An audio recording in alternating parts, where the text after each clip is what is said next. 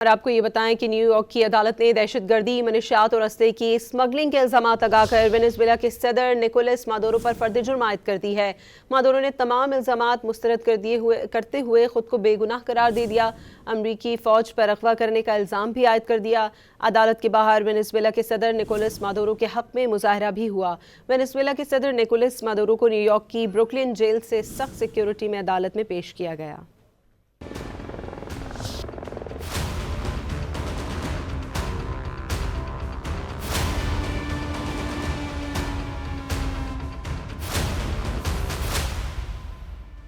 Venezuela کے صدر Nicolas Maduro کو نیو یارک کی بروکلن جیل سے سخت سیکیورٹی میں عدالت میں پیش کر دیا گیا۔ وینزویلین صدر اور ان کی اہلیہ کو ہیلی کاپٹر کے ذریعے عدالت لایا گیا۔ اس موقع پر سیکیورٹی کے غیر معمولی انتظامات کیے گئے تھے۔ مادورو کی ٹانگوں کی زنجیروں کی آواز عدالت میں داخل ہونے سے پہلے سنائی دی، جہاں انہوں نے مڑ کر سر ہلایا اور سامعین میں موجود کئی لوگوں کو ہونوز دیاز کہا۔ سب سے زیادہ کشیدہ لمحہ عدالت کے اختتام پر آیا، جب عوام میں سے ایک شخص نے مادورو پر ہسپانوی زبان میں چیخنا شروع کیا اور کہا کہ وہ اپنے کیے کی سزا بھگتیں گے۔ مادورو نے ان کی طرف رخ کیا اور ہسپانوی میں جواب دیا کہ وہ اغوا شدہ صدر اور جنگی قیدی ہیں۔ صدر نکولس اور ان کی اہلیہ پر دہشت گردی، منشیات اور اسلحے کی اسمگلنگ کے الزامات لگائے گئے۔ مادورو نے سب الزامات مسترد کرتے ہوئے صحت جرم سے انکار کر دیا۔ امریکی میڈیا کے مطابق 63 سالہ مادورو نے مینہٹن میں وفاقی جج کو بتایا کہ انہیں وینزویلا سے اغوا کیا گیا، وہ بے گناہ ہیں، وہ اب بھی اپنے ملک کے صدر ہیں۔ وینزویلا کے معزول صدر کی اہلیہ کے وکیل مارک ای ڈونلی نے دعویٰ کیا کہ ان کی موکلہ کو وینزویلا میں گرفتار ہونے پر شدید چوٹیں لگی ہیں۔ امریکی میڈیا کی رپورٹ کے مطابق فلورس کو عدالت میں نمایاں نیلوں کے ساتھ دیکھا گیا۔